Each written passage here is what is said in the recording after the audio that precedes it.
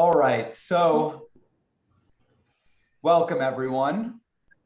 My name is John. Welcome to Sit Heads Meditation Club, which is a sitting and social group for people interested in deep meditation practice. Everything we do at Sit Heads is free and donation based. If you want to hang out with us, you can find us at sit-heads.com. It is now my absolute pleasure to introduce Bill and Susan Morgan, our guests for tonight. So Bill and Susan are both psychotherapists and both meditation teachers with a frankly mind-boggling depth of practice experience. So Bill and Susan came to my attention via a YouTube series they did where they talk about the 4-year silent retreat that they did together at the Forest Refuge in Barre, Massachusetts. But even before that, they were very serious meditators. Bill's been practicing since the 70s and Susan since the early 90s. They were doing, I think prior to their very long retreat, they were, I think, still doing something like 3 months per year on silent retreats. So these are serious yogis. They have both practiced in the Zen tradition and the Tibetan Buddhist tradition, but I understand their sort of central locus to be in the Thai forest tradition of Theravada Buddhism. And then, let me think, what else do I want to say about them other than the fact that they're amazing? They teach and live, I think, right now at the Barre Center for Buddhist Studies. They have a morning sit, I think every single day, right? I've been to it. It's a really beautiful thing, beautiful teachings, beautiful meditations. And so what we're gonna do is I'm gonna have a short conversation. That's my wonderful privilege to have a short conversation with Bill and Susan. And then after that, we'll do Q&A. And I find that having a little conversation beforehand can sort of help plant seeds for the Q&A and inspire questions. So before we do that, Susan and Bill, anything that you'd like to say before we chat? Mostly first, we want to thank you for inviting us. We were moved. We had a lovely connection with John, first of all, and inspired by what he's offering. The kind of one of your slogans, you know, a group for serious meditation for the non-serious person, something like this, you know. And we know John's a serious meditator, and we, having been practicing for a long time in the old days, I don't know when the 80s and the 70s became the old days, but in the old days, there were a number of us who really had fire in the belly and really wanted to go deep in practice. And we have noticed a trend where that's tapering off a bit over the years, you know, with a little bit more. It's great that mindfulness is going broad in our culture, you know, as all of you know, a little bit less so on the depth end of the department. And this group seems to inspire us that way, that there are some folks out there who want to practice regularly and go a bit deeper. And so we're just delighted to be here, basically. Yeah. Absolutely delighted.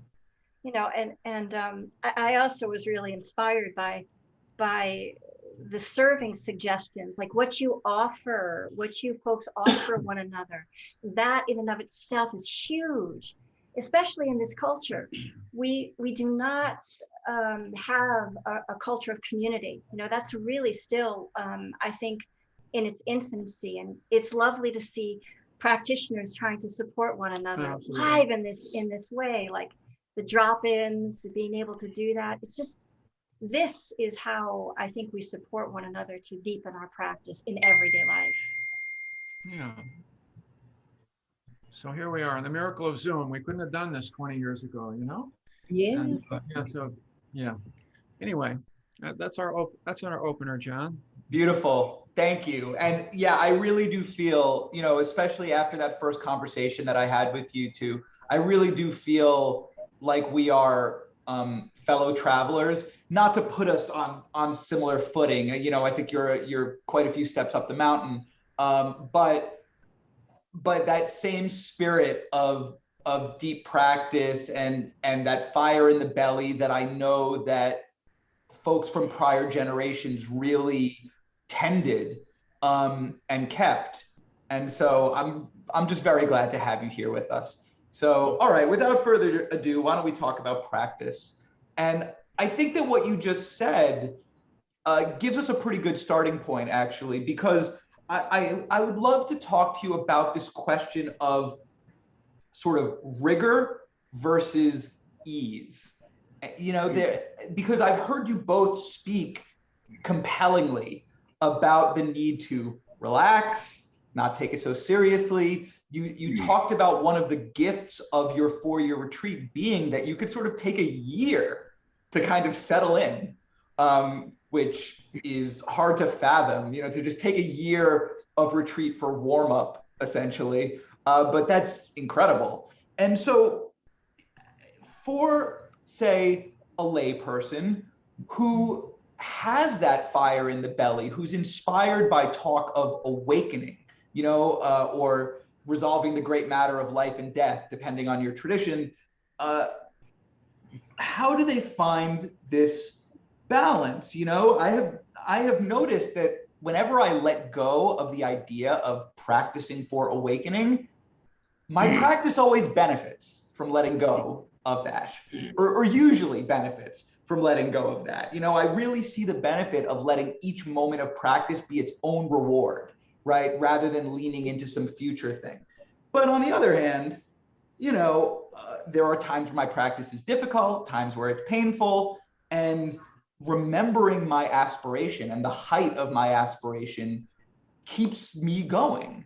And also, it's what motivates me to do things like practice a lot. You know, it's hard to set aside time for long retreat. It's hard to set aside a lot of time for daily practice. And I think the aspiration towards something like awakening helps with that too. So I'll stop yammering, but how do we strike that balance? Yeah, what are your thoughts on that?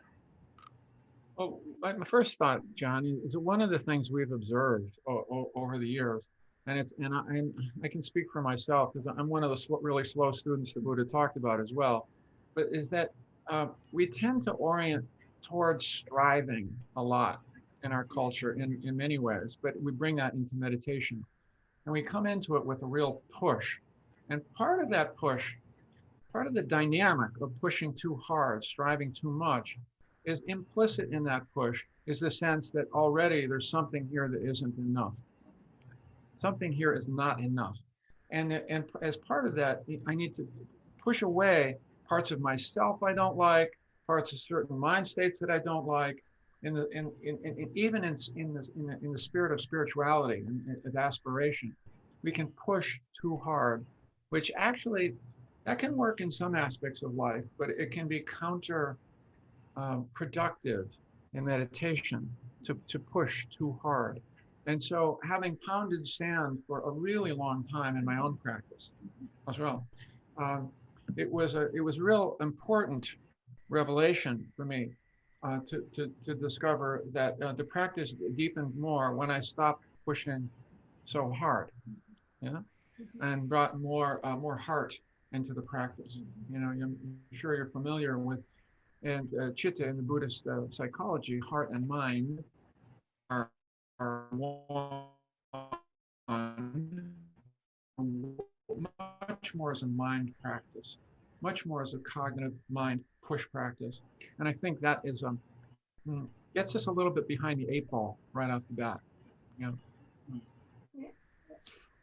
I would say that, you know, we have to meet ourselves where we are. You know, at different life stages, there'll be different kinds of different ways in which practice will resonate for us. Where we'll, you know, when there was a time when I only had 2 weeks off of vacation a year, right? 1 week went to vacation, 1 week went to retreats. And then starting to figure out how to get creative with what would be helpful for me to sustain actually some sense of the practice in the course of my day, like what allowed me to do that. And certainly a certain amount of in and out of, you know, a slightly deeper dive, even if it was a weekend retreat, right? Just something that would just let me kind of land a little bit longer than maybe half hour. Anyway, it's the coming together, dropping in periodically, short practices many times that begins to start to give us some traction in our practice, right? So that idea of like the inspiration and aspiration to awaken, part of it is that dipping in again and again and again, short practices many times. It doesn't have to be these long periods of time, but just where you begin to clear some of the junk out from the day, some of the restlessness from the day. And maybe the last thing that I'll say is, in daily life, like you'll notice there's this Buddha that I have sitting behind us, right? Well, this is our traveling altar, and this goes with me wherever I go. And I just tack it up to the wall as a way to help me remember the practice, because the hardest thing in the practice in everyday life is remembering to remember to bring mindfulness to mind. Like that's like one of the hardest things. And the more we can do that, well, the more we start to gain some traction. Thank you both. That's really helpful. So on the same topic, just briefly, do you have any suggestions on, let's get a little more granular, in practice itself, when you are on the cushion, for instance? That's not the only form of practice, but let's say that you're on the cushion. I find that sometimes letting go, relaxing, not striving is easier said than done. I can have a sincere aspiration to stop striving, but the striving does not always accommodate that. It doesn't always listen. So do you have suggestions as a practical matter on what one does to help let go of that striving without falling into, striving not to strive, for instance, and getting caught in that hall of mirrors? Absolutely. Trying to relax is, of course, a paradox. It actually creates more. We use the metaphor sometimes with one of those, what are they called? Finger handcuffs. Did everyone know what finger handcuffs are? Those braided things that you put your fingers in, and the first thing you try to do is pull them out, and it tightens around your fingers when you pull them out. It's actually by letting them go that things soften. And one of the things that we'll try to do is indirectly approach relaxation. And really, it's relaxation and a more, what we would call affective engagement is what we're going for. For example, a part of the reason that we're so restless in there is that we don't find it interesting enough in here, and we're trying to over control what's going on in here, rather than holding it as if, and we'll use a lot of metaphors, and we'll use a lot of metaphors for ourselves and in our teaching, as if you were holding a baby bird in your hands, right here, cupped in your hands, for example. What would the quality of attention be? You see, it wouldn't be just paying attention. It would be paying attention with a kind of care, with a kind of softness. And you don't want to squeeze it. You could injure it either, right? And so it's, how do we bring that state of mind rather than trying to relax or trying to get relaxation to happen? So we use a lot of metaphors as a way in to the state that we're going for. Yeah. So there's a lot of stress that we sort of pack into our body in the given day. There's a lot of restless energy that's in there. And that restless energy isn't going to necessarily go just because I sit down on the cushion and try to sit still. Actually, often it amplifies the restlessness. So there's wisdom and understanding that we want to maybe first let go of some of the gross tension, which would be opening up the body. I open up the body many times a day. So when I used to see, let's say, 8 patients, 10 patients in a day, in between each person that I saw, I would open up the body. I'd move all of the joints. I would just take some big breaths, blow off some of the steam, because there's no way that I can let go of all of the tension that I have just accumulated in the past hour. That's real, folks. You're walking around in a busy city, you can't help it. You like a magnet, you're still gonna you're gonna accumulate some of that stress. How do you let go of that? Before you sit down on the cushion, how do you let go of that? If we actually consider that actually as the prelude, the way in, this is the the preliminary practices, and we don't talk about those in the Theravadan tradition. We don't really have preliminary practices as they do in the Tibetan tradition. And it's unfortunate, actually, because then most of us just have this idea that we just sit down on the cushion and we train our minds to be good boys and girls and just, or whatever, good, right? We train the mind to just come here. No, no, no. We have to open up the body, let that tension go. And then the heart mind has a nice place to unwind its burdens in. We'll often say, how do we expect it to manifest an allowing space of mind in a tight, cranky body? My body's tight. I sit down. I don't like myself very much. Now I'm going to meditate. Not a great starting point. We don't pay enough attention to the starting point here.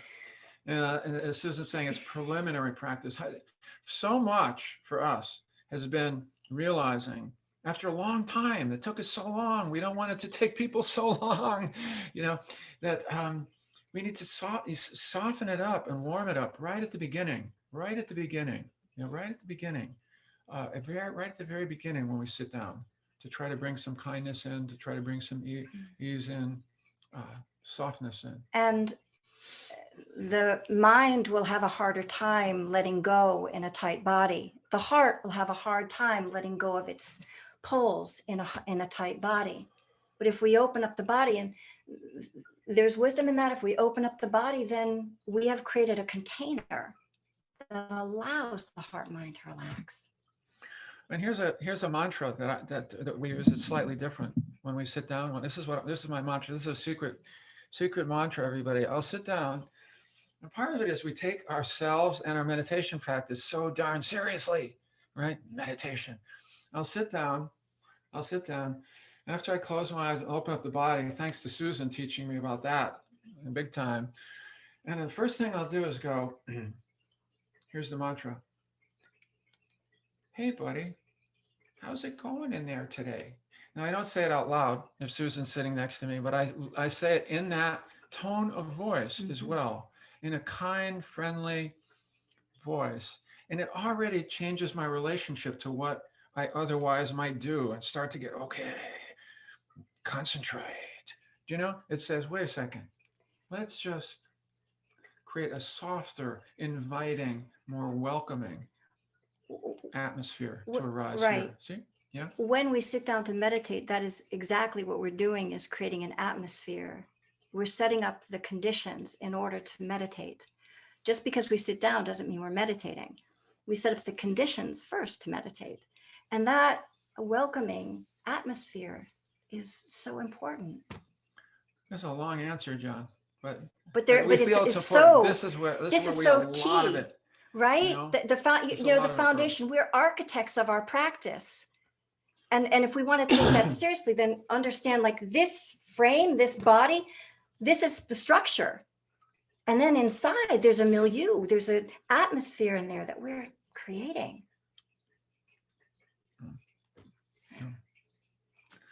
Please.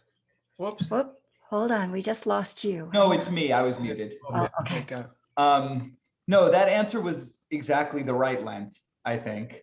It was not a long answer. It was a wonderful answer. And I think that it's really useful. I know that I need to hear things like that. And I think that, with groups like Sit Heads, where it's like, oh, we're serious. Yeah, we may not be serious people, right? We like to throw that in, but we're serious meditators.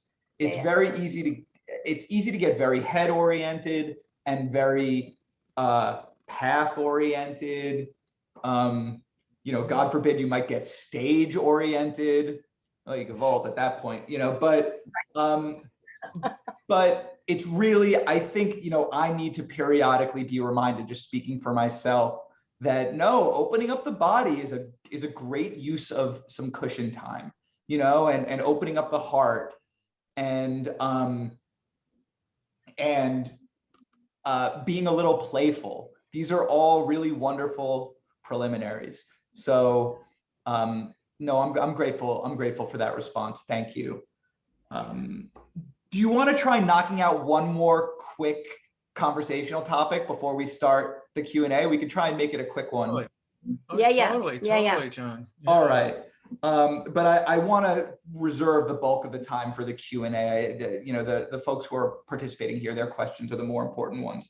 But I do want to ask, so you have both trained in a variety of different traditions, right? Zen, Tibetan, and Theravada. I wonder what you see as the value and the potential drawbacks in taking a sort of cross-training approach, or training in multiple traditions. And to the extent that you encourage training in multiple traditions, how do you propose doing it? Do you train in them at the same time? Are you sort of in all of them? Do you spend a decade in one of them before you move to the next one? How did you do it? And I guess based on your experience, what are your thoughts on how people should approach that issue of multiple traditions, multiple lineages, multiple practice styles? Yeah, I think, first of all, just to say the value of practicing in all the traditions is this. We often will say every tradition has its jewel. Sometimes more than one jewel. And we'll look for that jewel. What is the real jewel of this tradition? But what that means is what really speaks to me. Part of so much of this, including exploring other traditions, is ehipassiko, which, as you may all know, means come and see for yourself. It was the Buddha's original invitation, not just internally, but also in the creation of in discovery of your sangha, discover what teachers or what practices work for you, But we always are encouraging people to find their own way in. But each tradition has its value. We've just did it kind of organically along the way, and also in response to teachers that we felt called to study with a bit, But we've taken some from each in our training. To give you the simplest example, in the Zen tradition particularly, but also in the Tibetan tradition, the teachers are there more throughout the whole day of a retreat with you. Yeah. And in Zen tradition, the teacher it's group walking as opposed to the individual walking of the Theravadan tradition, right? And we found that super helpful. And because there's a way that the teacher's presence throughout the day, the holding presence of a teacher, can be very powerful. More than just a teacher coming in for an hour and then we don't see them for several hours, etc. That's what spoke to us, And so we model that, and we do group walking with our people, We'll walk out in nature together, single file, And we have found that to contain it more contains the energy than sending people out to do their individual walk, especially on shorter retreats, So this is an example. And in the Tibetan tradition, I mean, there are a number of things, but they bring so much joy. Joy is so evident in many of the teachers that we practiced with in the Tibetan tradition, which is sometimes lacking. Zen can be a little bit more serious, and Vipassana is big on equanimity. Tibetans are big on joy, and it's wonderful to feel well, need some of that, And so, I mean, this is very simplistic, but we find it very useful to not get too parochial, too narrow in focus with teaching. Yeah. What draws your attention? What speaks to you in terms of practice? At different times, again, in one's life, you may be drawn because of a teacher, because of you like the way the teachings are presented. For me, the easy doorway in was Zen. Like the writing and the listening, there was something so elegant and poetic, and I felt like it got under the conceptual framework and just went right into my heart, and I understood what the teachings were pointing to. And then seeing that across the traditions, yes, the teachings are pointing to paths of awakening, but like just slightly different entry points and slightly different uses of different techniques. I think there's some people that are really very much drawn to the Tibetan practices, partly because of the visualizations. They're elaborate visualizations, and so if someone has a very busy mind, there was one Tibetan scholar that I work with who has a very busy mind, and putting together, constructing the visualization in front of their mind is like it calms the mind completely, right? That would be, for me, that would be just a disaster. You know, that's not the way my mind works. But good to try these things, and like, what speaks to you? Yeah, yeah. And how does So, your mind already work? right. Well, Yeah. that's my, thank you. So the next piece is really think about your temperament. Think about how you think, but also your temperament, your style. It's easy to keep developing the same skill, like we have a splinter skill and we keep developing the same skill again and again and again. Actually, what are the practices that will sort of balance out a little bit of your strengths? Things that really help you to feel a bit more balanced. Those are interesting things for all of you to really just kind of consider. No hard and fast, but the downside about having all of these multiple traditions is that we can stay on the surface of things, as opposed to necessarily mining for the depth dimension. That said, the cross-pollination, as Bill says, we use the cross-pollination for clear reasons in when we construct a retreat. We're very clear as to what the importance is of group walking together like that, and it's also such a joy. It's so much fun to do that, or to open it up and actually have freestyle walking, but all within the same space, for example.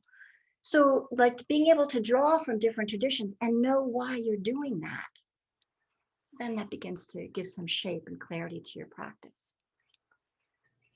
And I'd say, periodically, maybe when you have a chance to sit down with somebody who's just a little farther along on the path. I love the idea of Kalyanamitta. That's how we see ourselves, as Kalyanamitta, spiritual friends. Yeah, as you say, like, we're just a little farther down on the path, perhaps. But when you sit down with somebody, then you can say, this is what's going on in my practice. I'm using this from this tradition, this from this tradition. This is what's coming up. What do you think? And then there's a better chance of having some meaningful dialogue. The parts of the Tibetan and Zen that we weren't quite as drawn to was the teacher-centric nature of those traditions. The guru nature of those traditions.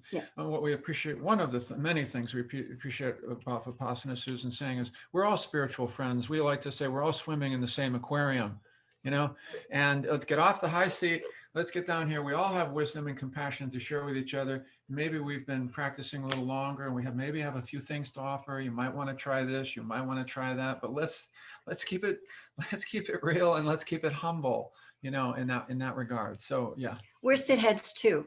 We're sit heads too. In other words, we're sit heads.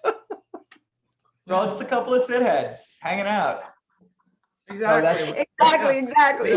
We saw some of you may know Bobby McFerrin one time at Sanders Theater in Cambridge at the beginning of a concert. Huge. He said, listen, this is not me like doing something for you. I said, we're all here supping. We're supping here together. We're hanging out here together, all of us, and it was, we just love that as a metaphor. And hanging out together. Yeah. Well, glad to be hanging out with you. So that was great. That was helpful. I appreciate that, even though you are, you're both a couple years older than me and my sort of age group, not by much, but I think there's a perception sometimes that the sort of the sort of young Dharma folks, the ones who like to hang out on the internet, they're all about mixing and matching and cross-pollination. And then the folks who came up a few years before are just against that, right? Or it's sort of not, it's sort of frowned upon. And I appreciate, the extent to which you just sort of dispelled that misconception and revealed it to be a misconception. So, I really appreciate that answer for that and other reasons. But rather than my hogging the mic, why don't we move on to the Q&A portion of the evening, if that's okay with you two? Totally. I think it's okay, but I think Susan might invite us to stand up and why don't I? Or just shake out the body a little bit before we continue. Just for a minute, we're going to be sitting here for another hour. Let's just stand up and move it out. Shake it out, just open it up. This is what we do. Just whatever feels good to you right now. Whatever feels good to you.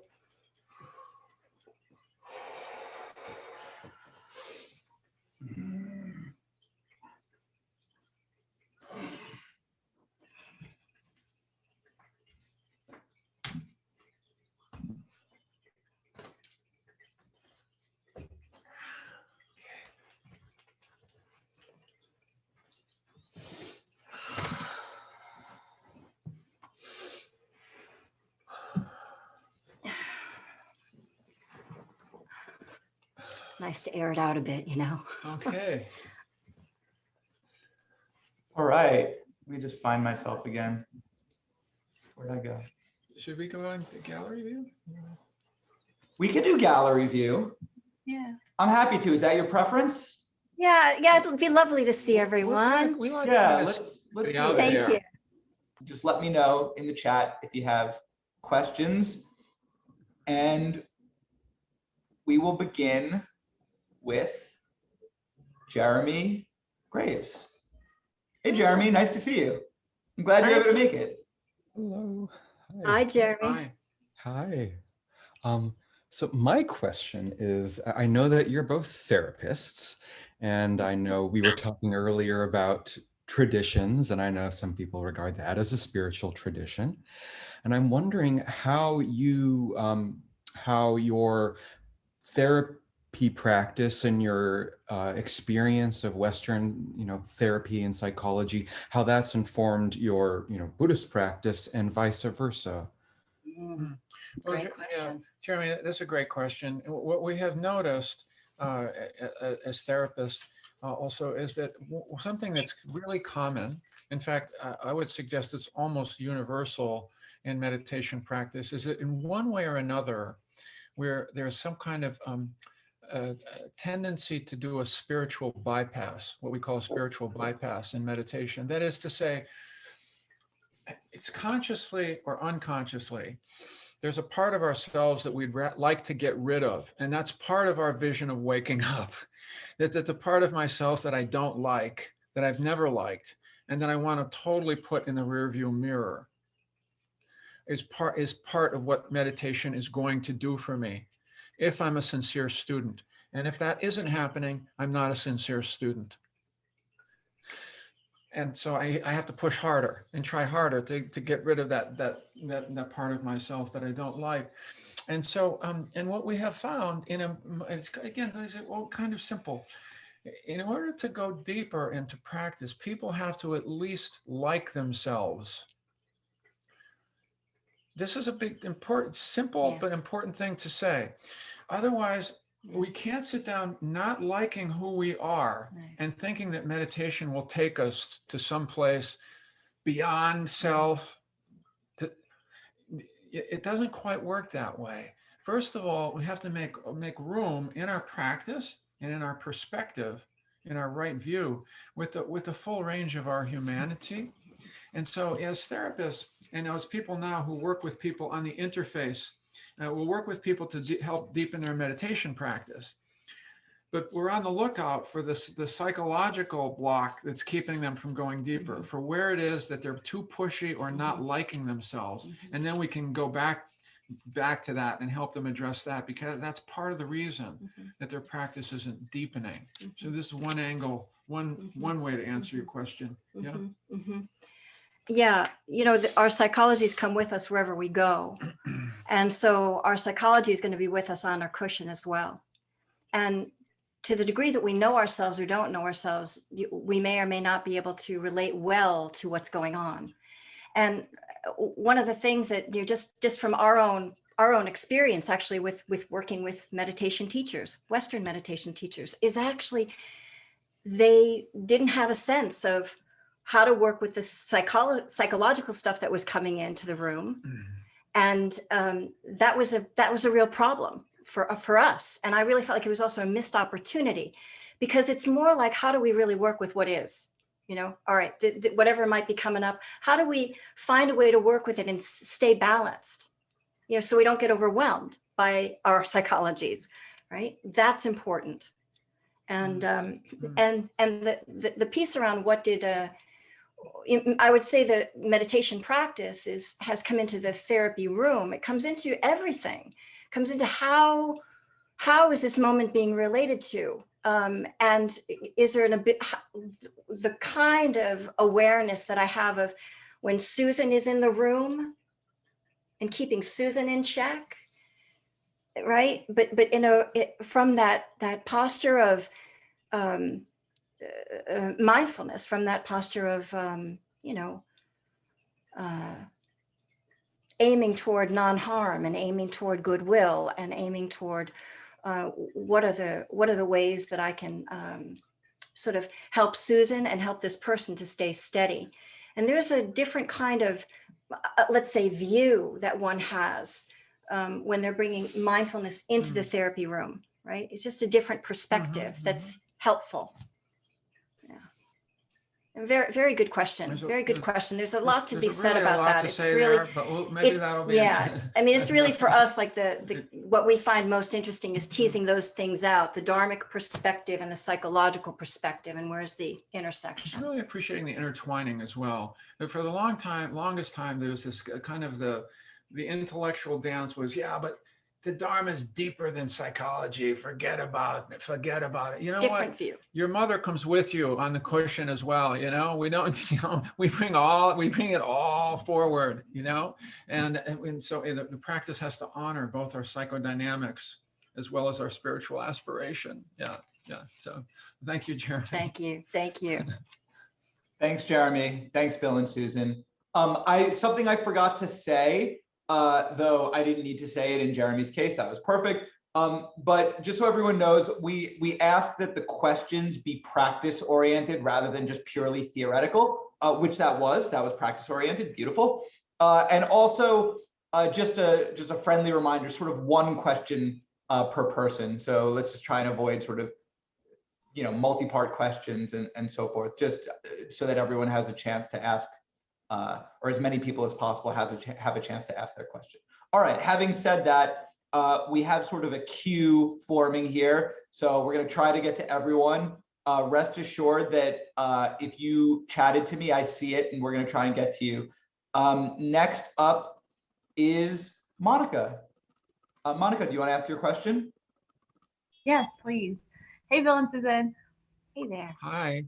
Hey, so I did watch your interview or your video where you talked about the depth of during the 4-year retreat with just the intimate space that you both created, and especially during the mealtime when you relayed that I was so moved by that. And so my question is around that spirit of Sangha that you two have created with and for each other. And I was wondering what were the benefits of that? Like, how did that aid and support your practice? And was there also any time when you had to put that aside to go deeper? Yeah. Okay. So, boy, having someone there, sort of at, that they're working their edge as well, is a great support. Because of course, there were times that it was really difficult to be there. Of course, it was like, oh my God, it's just my mind. Oh, my mind, right?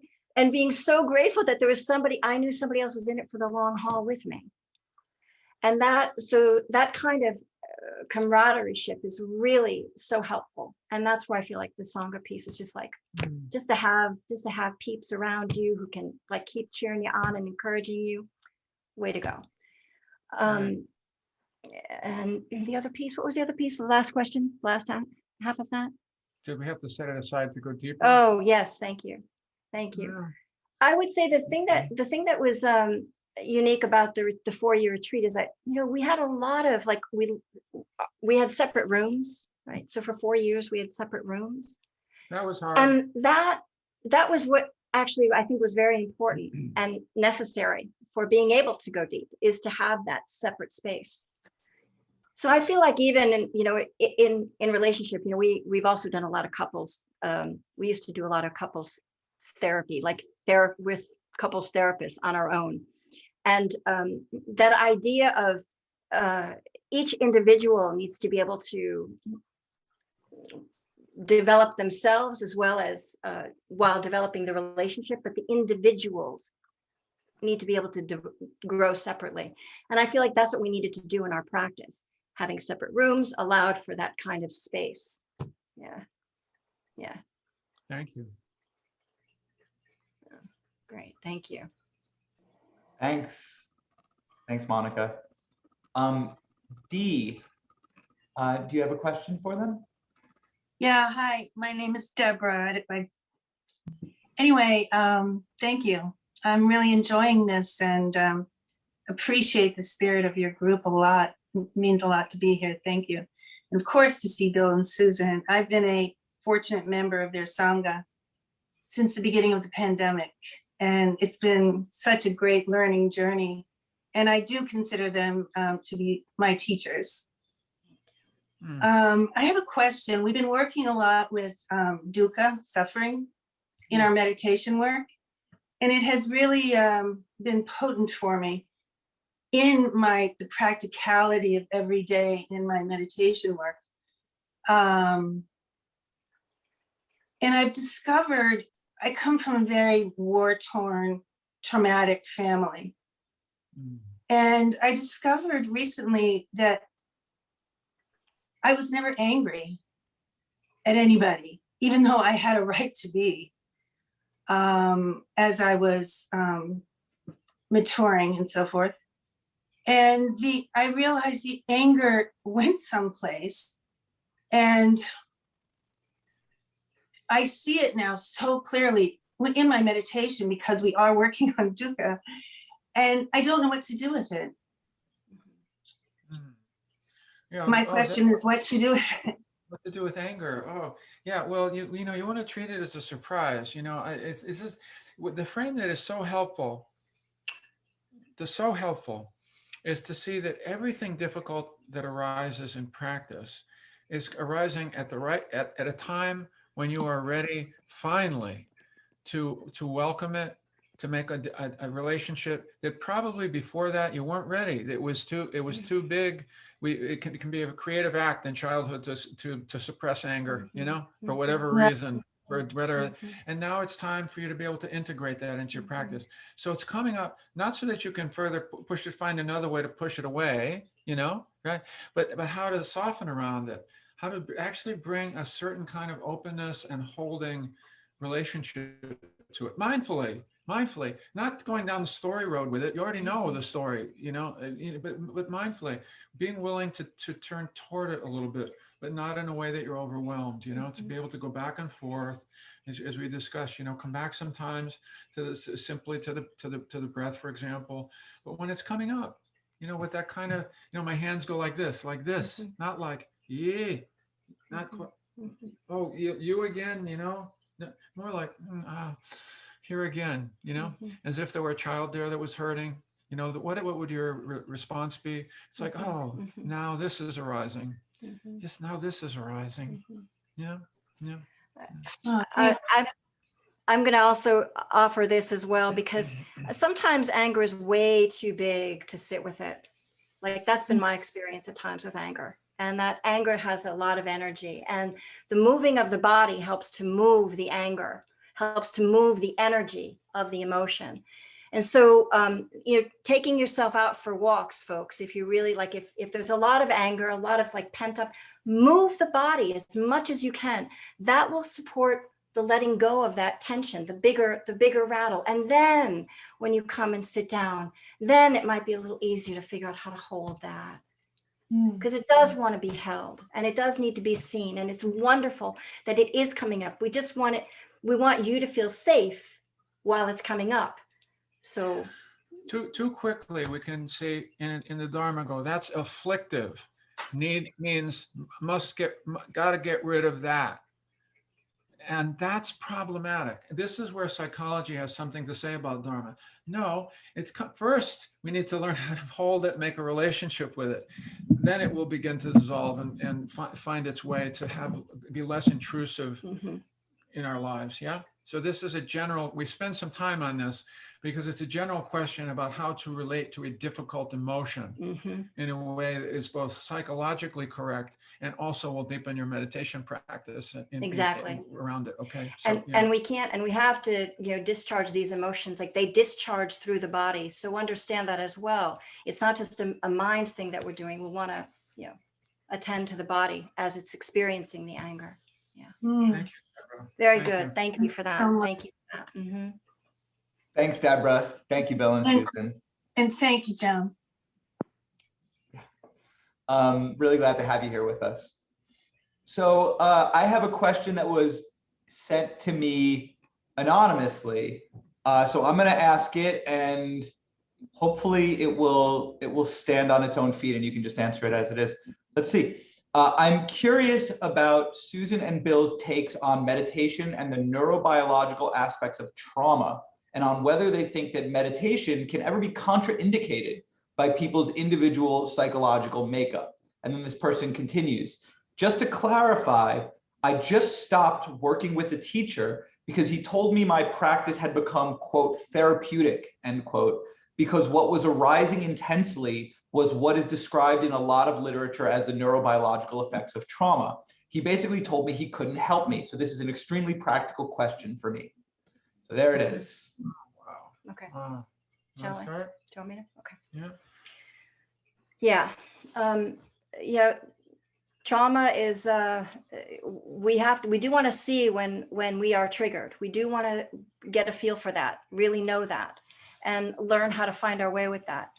The main thing, folks, here's my deal. My deal is that my encouragement is for all of you to learn how to stay grounded, how to stay in your bodies connected to the ground. That is the safest way to go. Clinically, if I'm sitting with a patient who has a trauma history, I am going to help them figure out how to stay in the present moment. And the body is the quickest way. The body is always in the present moment. Put the oxygen mask on yourself and feel the body as it's standing, as it's sitting, in whatever posture it's in. Feel it. Stay here. That is the first way in which you'll be able to regulate yourself. If we are whipping around in trauma and in the mind, no, we're being taken for a ride. As quickly as you can notice when you're being taken away, you come back, just like we say in the instructions, you come back right here, come back into the body, come back into the present moment. And we want to come back to a refuge, not just to the sensations of the breath. Or the body, which may not be, but something more holding, and for me, it's something softer, a soft refuge, a warm refuge, and because one of the other things that happens, it's along the same notion as the striving we do, is we can get overly heroic in our practice and say, this is what practice is now. I'm just supposed to be with this. Even though it's burning, even though it's terribly uncomfortable, I've got to stay with it, What we need to give ourselves permission to do is pace and go back and forth. And we know if things also start to come up that are too hot, to be able to find a way to come back, to settle, to ground, to soften. So, and then maybe go back, but pacing back and forth. Yeah. How we pace is by staying in the body breathing. Stay safe. Staying safe means staying in the present moment. Then we can pace ourselves with our breathing. We can pace ourselves with opening up the body, but it's about staying in the present moment. There's a notion that with trauma, that if you are going to meditate at all, that there needs to be some real appreciation of the importance of a safe space and knowing that you can return to a safe space. The problem is, it really takes time to create a safe space to be able to go back to. And again, that's what's not enough time is spent on. It's a nice idea, coming back to a safe space, but to really, really have cultivated one in the body, that's reliable, that is really going to be a place of rest and refuge. That's where more energy needs to go, so that when the big storm comes, we've got a real port in the storm that we've already cultivated and spent a lot of time cultivating. Okay, so again, all of that. The way that we're gonna go deep is by staying safe and by learning how to slowly open up and create a container that can hold whatever arises. We don't know how to do that right now, and we're going to get knocked around, and especially with trauma, when we have trauma in our history. And so it's more like that idea of like, you pace yourself. No one knows what it's like except you. You pace yourself. So you feel for when you're getting to overwhelm, and then you figure out, how do I back away from overwhelm? How do I steady myself? That's important. Feel for that. That's a visceral experience. That's not just a cognitive thing. That's a visceral experience. So I'm sorry that your teacher, the teacher didn't, if the person doesn't feel qualified, this is the way we would work with somebody, okay? That we're just saying that. Yep. It would be, no, it's a matter of what kind of meditation, what kind of moves do you need to do now within the mindful space and within the self-care of mindful, within the self-compassion mindful space as well. How would we put that together? Yeah. So Yeah. it doesn't have to be an either or here. It does not. These things can be woven together. Thank you for your question, whoever you are. Wishing you well. Thank you. Thank Yeah. you so much. Yeah. So Just important. pace yourself. So Stay safe and pace yourself. And this person responded privately to me, and they wrote, "That's extremely helpful. Thanks," to them. Good. Yeah. And yeah, thank you. I think that was certainly helpful for me. I'm sure it was helpful for more people than just the person who asked the question. Next up, Bijan. Hey, Bijan, you want to ask your question? Hi, Bill and Susan. Thanks so much for doing this again. I have a question about meditation and mindfulness in everyday life. I imagine after 4 years of being in a space very much attuned to mindfulness, coming back to everyday living, you noticed quite a few times where more distraction was happening, or just the everyday responsibilities that suddenly appear. So I was wondering, what were the takeaways that you found were the most useful for bringing you back into that mindful space when you were back in everyday living with responsibilities and difficult relationships or rushing and things like that? I'll just tell you one mantra that I find really helpful in daily life. This is actually it's a mantra that we use individually and with each other. The individual mantra is, "I'm still a good person." And the one to each other is, "You're still a good person." And part of it really is we have to give ourselves permission to be way less than perfect, to be way less than, not set ourselves up to think we should be able to be mindful continuously throughout the day, which can create a tremendous. I was with a friend one time who told me, I was counting my breaths at the time during a dinner party. He looked over and said, "You're being a total nuisance." We have to sometimes, let go a little bit, trust our practice a little bit, and be a little kinder to ourselves, a little kinder to ourselves, because we're not going to be able to be quite as precise. That's one thing. The one thing that is translatable from being in a retreat center and being in everyday life are the activities of daily living. The very basics. The getting up, the getting dressed, the going to the bathroom, the showering, the eating, the taking care of yourselves. Those are the basics. If we were to just begin to say, whenever I'm doing an activity of daily living, I'm gonna try to remember to be mindful. Trying to remember to bring mindfulness to mind, right? So just during those times, now we're beginning to thread mindfulness through the course of the day, right? Just like that. And that's really useful, just to have just a couple of anchors, a couple of things like that. But the ADLs are wonderful. The other thing is, we're of course going to keep wobbling back into our usual way of relating to the world. Of course. But can we just notice that and maybe just take a breath and just pause just take a breath and hit the reset button? How quickly does it take to do that? Oh, here I am leaning out, going to think about the next thing. If I just take a breath and just come right back here for a moment. Oh, yeah. Okay, I'll get there, but can I just stay here? A mindful breath here and there, just periodically throughout the day. Where am I? Oh, I'm out, I'm leaning out, or I'm leaning back. Let me just come back here. And play. We do a lot of playing. I like to make it games, to make little games for myself. So, that would be one of those things. How many times in the day can I remember to do that? And then I begin to play around with that. I have all kinds of little tricks like that, because the mind gets complacent or it forgets, and we're trying to remember that's something that's not easy to remember. All right. So Thank thank you. you for Thank that. you. It's wonderful, wonderful question. Good question. Practice Wonderful in daily life questions. is the final frontier. Final It's just frontier. they just think they need to get not get too tight around it, you know, or You know, or too disappointed about all of it. And heck, I got to go back to retreat.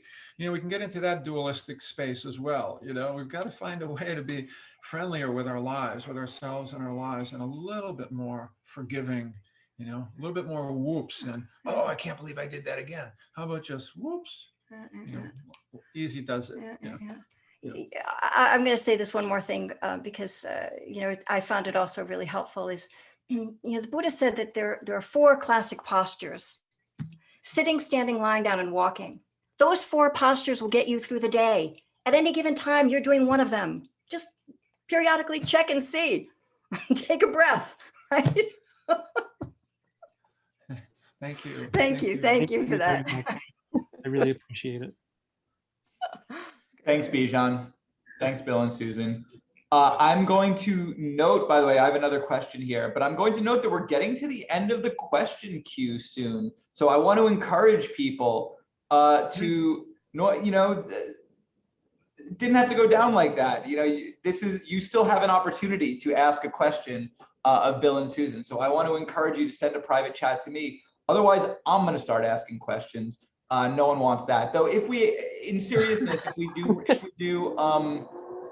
do run out of questions, which I don't think we're going to, probably, maybe we could sit, or we'll figure it out.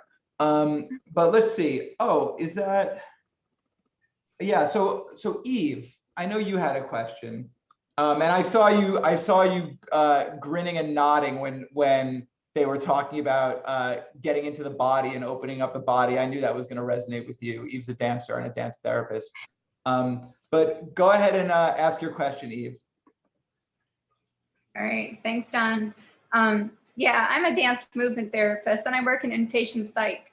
So yeah, so it was like, there's so much that you guys are saying that's resonating for me. And as I've been listening to the talk, I'm kind of noticing like how my mind and meditation is like one personality or stream, and then the dance movement therapy is like another one, but you guys don't have that. You're sort of all the same. It's all connected. It's like, and so I have 2 questions.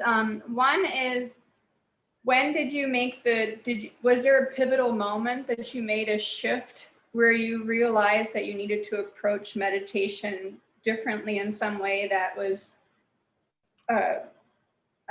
more, that the body had to be more of a container for everything? So I wondered if there was a shift for you, for either or both of you, that when that happened. And then the other question is, there's just so much energy when it's like all open, and I wonder how you work with that also. Yeah.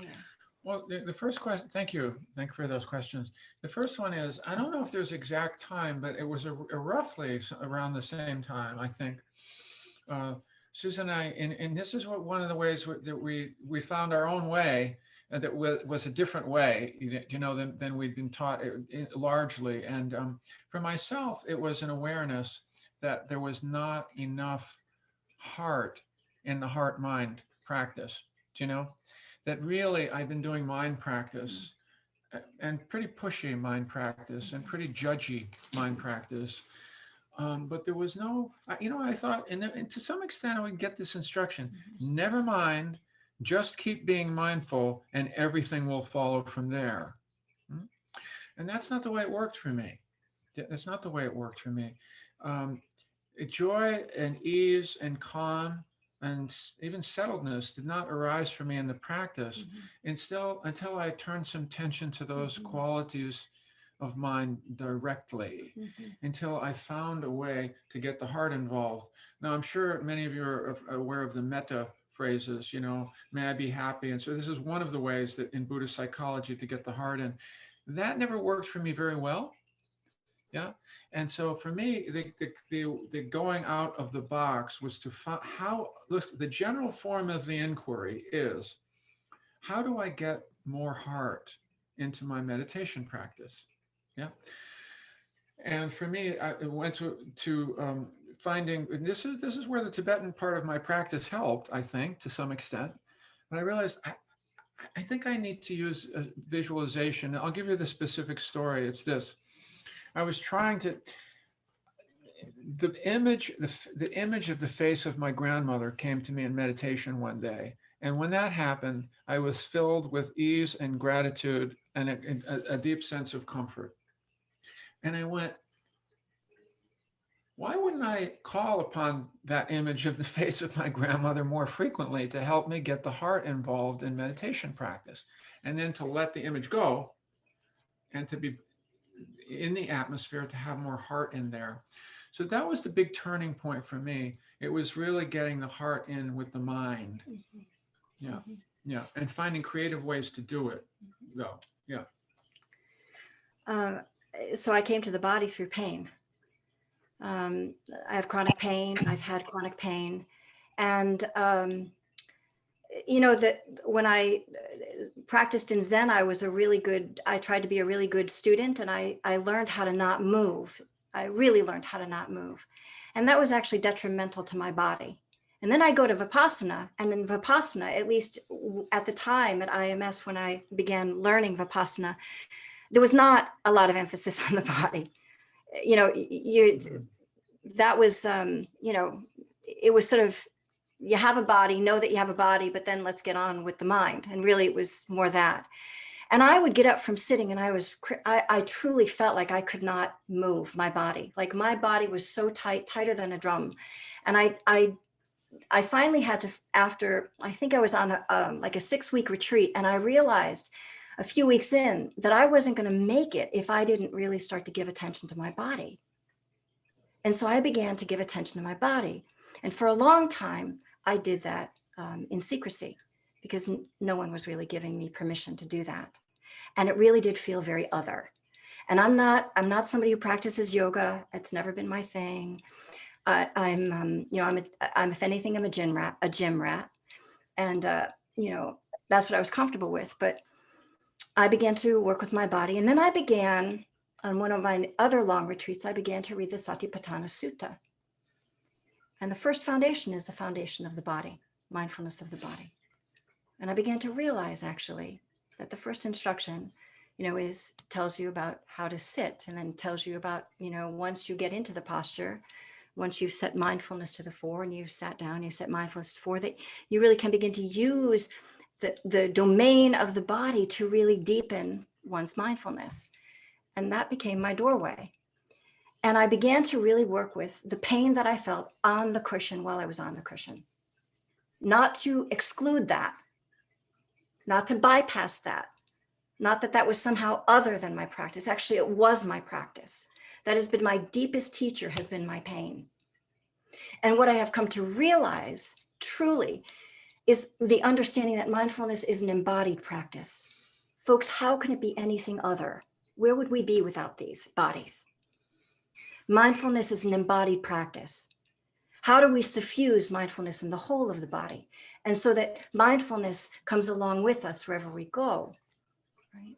So that really became a much deeper inquiry for me. And it really was and it continues to evolve. It's such a deep practice.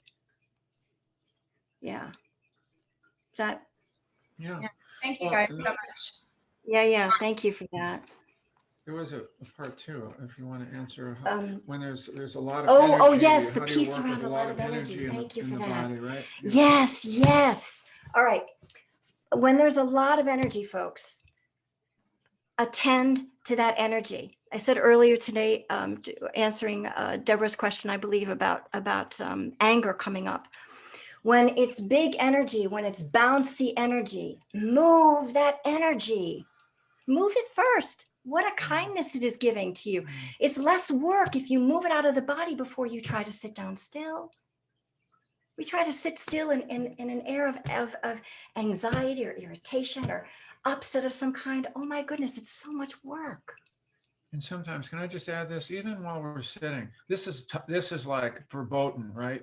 Oh, but while sitting, even while sitting, at times, as needed, give permission to yourself. It's just like, or just something, sometimes moving a little bit, rocking. I've rocked at times a little bit. One can rock mindfully.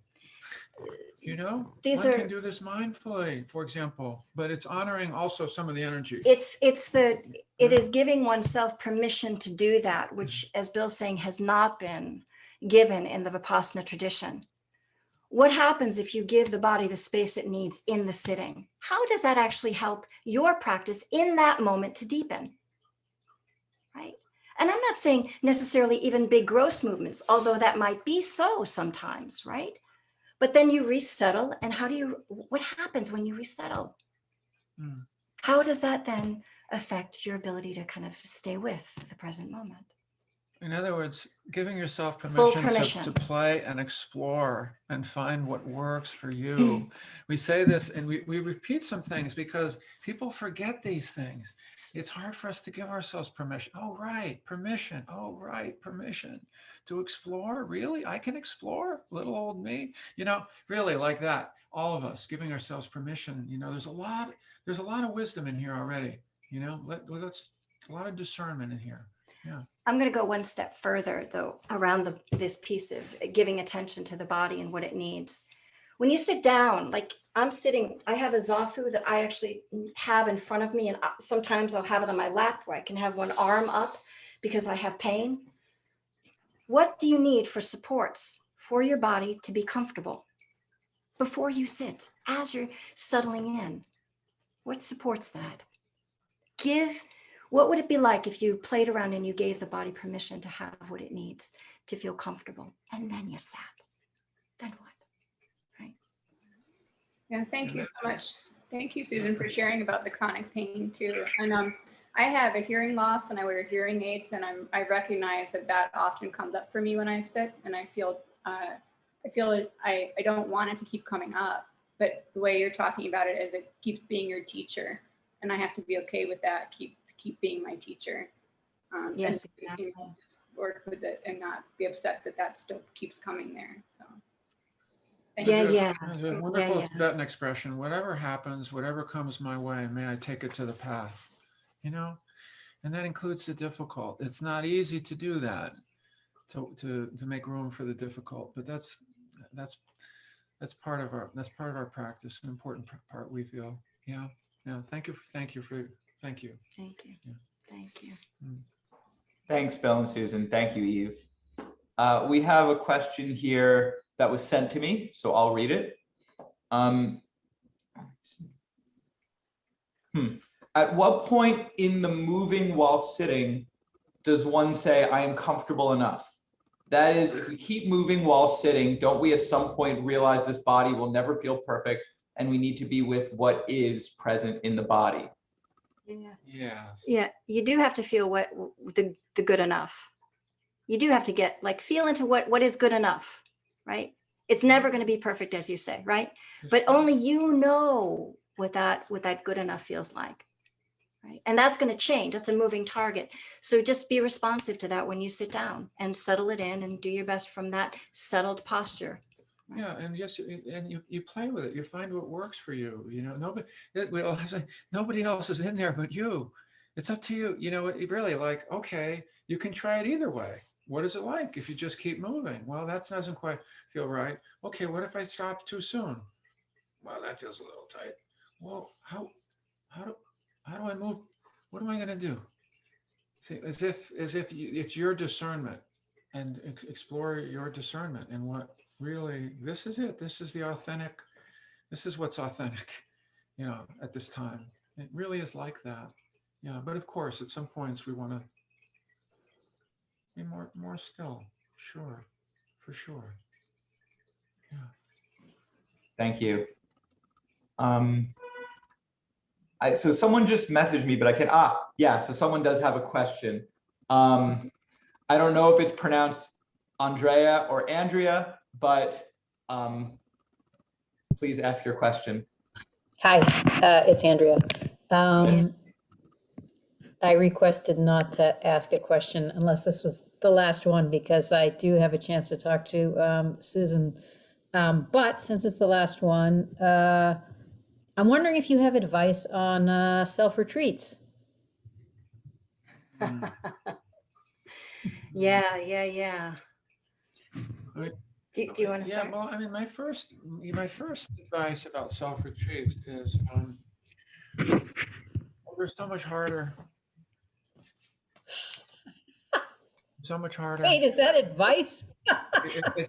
Well, the advice is not to do one unless you really feel that you can do it yourself. Hold space for yourself, because it's hard to sit in a room alone. Pascal said, most of the world's problems result from a person's inability to sit in a room alone. And I've had a hard time doing a self-retreat for a weekend in my house, even after practicing for lots of years. So I have respect for Sangha is so helpful, and so I would say, first of all, make sure that that's what you have to do or what you want to do, and look into your intentions around it. And then Susan will say something about if you're going to go ahead and do a self-retreat. You'll have a lot of things to say about it. Okay. Here are a few things. Here are a few handholds. We're big on handholds. Set up a schedule. Don't go keep the schedule, don't be too rigid with the schedule, but set up a schedule so you have something to work with and work against. That's what we do when we go on retreat. And those are important because, that's where we come up against our edge. So set up a schedule that will be helpful. Take breaks. So in your schedule, have set up times where you're sitting and walking, but also include breaks.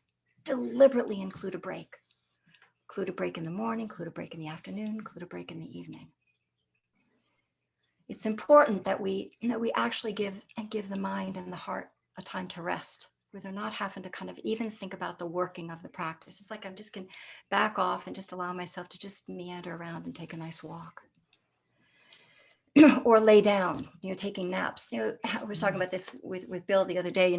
When I was on my long retreat, our sleep got really, for both of us, our sleep got really kind of wonky. And I was up a lot, I was really awake a lot. And I was speaking to one of the monastics, and the monastic said, make use of naps. When your sleep cycles get shorter, you want to make use of naps in the day. And they don't have to be long naps, but just where you're allowing permission for the mind and the heart to rest and the body to rest. It's so important. And this is one of those things, it's very counterculture for us to do that. But honestly, I would really like for all of you, well, I don't care what kind of line of work you do. I don't care what you do. Rest during the day. Just allow the body to stretch out and take a little break. 5 minutes, 10 minutes, 20 minutes. Right? So once more, let me just finish with the thing. The other thing is for self-retreat is, you might think about, if you're going to go really hardcore and digitalist, right? Then you might want to think about bringing a book for inspiration and bringing a notebook in case there are a few things you wanted to write down. But don't just notice when you just want to pick up the book for entertainment, and see if you can just kind of bring a book that's more about inspiration. So when you just want to take a break and you just want to let the mind kind of chew on something lightly, you have that for yourself. And the last thing I'll say is don't push. Really work on not pushing. It's our habit, to really want to make hay while the sun shines, to really want to, I've got this opportunity to be on retreat and self-retreat, I'm going to go for it. No. Take the long view with practice. This is about cultivating a way of life, a way of living, a way of, for our life where we want to practice. Right?